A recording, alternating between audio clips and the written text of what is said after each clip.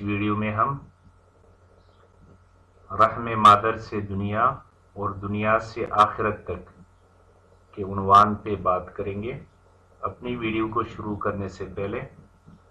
آپ سے گزارش ہے کہ ہمارے اس چینل کو سبسکرائب کیجئے اور ویڈیوز کو دوسروں کے ساتھ بھی شیئر کیجئے تاکہ آپ بھی اس خیر کے کام میں شامل ہو جائیں۔ جزاکم اللہ خیر۔ انسان کی ایک عجیب فطرت ہے کہ وہ صرف اسی چیز پر یقین کرنے میں آسانی محسوس کرتا ہے جسے وہ اپنی آنکھوں سے دیکھ لے، اپنے ہاتھوں سے چھو لے یا اپنے محدود تجربے میں لے آئے۔ اسی لیے جب جنت کی نعمتوں کا ذکر ہوتا ہے، قرآن ہمیں بتاتا ہے کہ وہاں دودھ کی نہریں ہوں گی، شہد کی نہریں ہوں گی، پاکیزہ مشروبات ہوں گے، طرح طرح کے فروٹس ہوں گے، بے شمار راحتیں اور آسائشیں ہوں گی، انبیاء اور صالحین کی رفاقت اور ساتھ نصیب ہوگی، اور ان سب سے بڑھ کر اللہ سبحانہ و تعالیٰ کا دیدار نصیب ہوگا۔ تو بعض لوگوں کے دل میں یہ خیال آتا ہے کہ یہ سب کیسے ممکن ہے، اتنی عظیم نعمتیں آخر کیسے ہو سکتی ہے؟ اس بات کو ایک مثال سے ہم سمجھنے کی کوشش کرتے ہیں۔ فرض کیجئے کہ ایک بچہ اپنے ماں کے پیٹ میں موجود ہے، اور اگر کسی طرح ہم اس بچے سے گفتگو کر سکیں اور اسے بتائے کہ چند ہی عرصے بعد تم ایک ایسی دنیا میں آنے والے ہو جہاں وسیع میدان ہوں گے، بلند پہاڑ ہوں گے، لہلہاتے باغات ہوں گے، اور بہتے ہوئے دریا ہوں گے، آسمان ہوگا، سورج ہوگا، چاند اور ستارے ہوں گے، تمہارے پاس آنکھیں ہوں گی جن سے تم دیکھو گے، کان ہوں گے جن سے تم سنو گے، زبان ہوگی جس سے تم مختلف ذائقے چکھو گے، ہاتھ ہوں گے جن سے تم چیزوں کو چھو سکو گے، اور تم ایک ایسی وسیع کائنات میں زندگی گزارو گے جس کا تم ابھی تصور بھی نہیں کر سکتے۔ تو کیا وہ بچہ اس بات کو ماننے کے لیے تیار ہوگا؟ شاید وہ کہے یہ کیسے ممکن ہے، میں تو صرف اسی محدود جگہ کو جانتا ہوں جس میں میں موجود ہوں، میرے لیے تو یہی پوری دنیا ہے، نہ میں نے پہاڑ دیکھے ہیں، نہ دریا، نہ آسمان، نہ سورج، تو میں کیسے مان لوں کہ اس سے باہر کوئی اتنی بڑی دنیا بھی موجود ہے؟ اس کے محدود اور لمیٹڈ تجربے کی وجہ سے وہ ان تمام حقیقتوں کا انکار کر سکتا ہے، لیکن حقیقت یہ ہے کہ اس کا انکار دنیا کی حقیقت کو چینج نہیں کر سکتا۔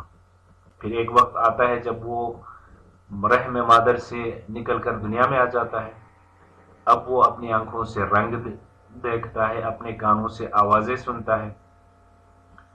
اپنے قدموں سے زمین پر چلتا ہے، باغات، دریا، پہاڑ اور سمندر دیکھتا ہے، تب اسے معلوم ہوتا ہے کہ ماں کے پیٹ میں رہتے ہوئے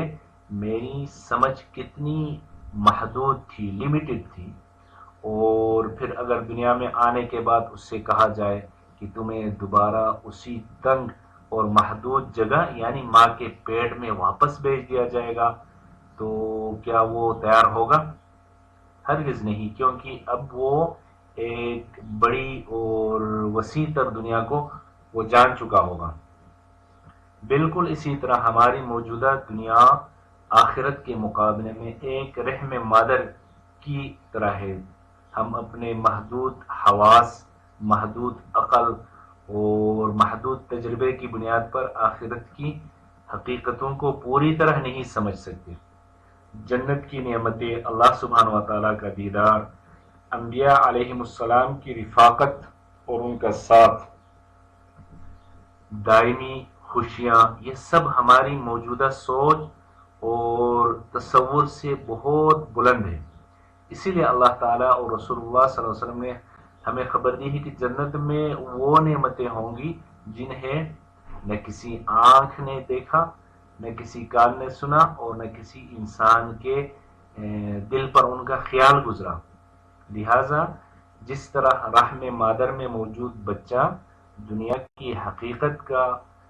احاطہ نہیں کر سکتا، اسی طرح دنیا میں رہنے والا انسان آخرت کی حقیقتوں کا مکمل ادراک نہیں کر سکتا۔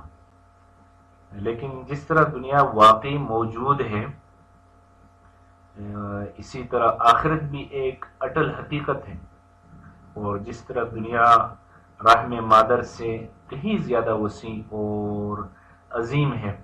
اسی طرح آخرت دنیا سے کہیں زیادہ عظیم، وسیع اور دائمی ہے۔ بس عقل مندی یہ نہیں کہ ہم اپنی محدود سمجھ کی بنیاد پر آخرت کا انکار کریں، بلکہ عقل مندی یہ ہے کہ ہم اس رب کی خبر پر یقین کریں جس رب نے ہمیں رحم مادر سے دنیا میں پہنچایا، کیونکہ وہی رب ہمیں دنیا سے آخرت میں بھی لے جانے والا ہے۔ اللہ سبحانہ و تعالی ہمیں آخرت کی تیاری کرنے، جنت کی نعمتوں پر کامل یقین رکھنے اور اپنے دیدار کی تڑپ ہمیں نصیب فرمائے۔ آمین ثم آمین۔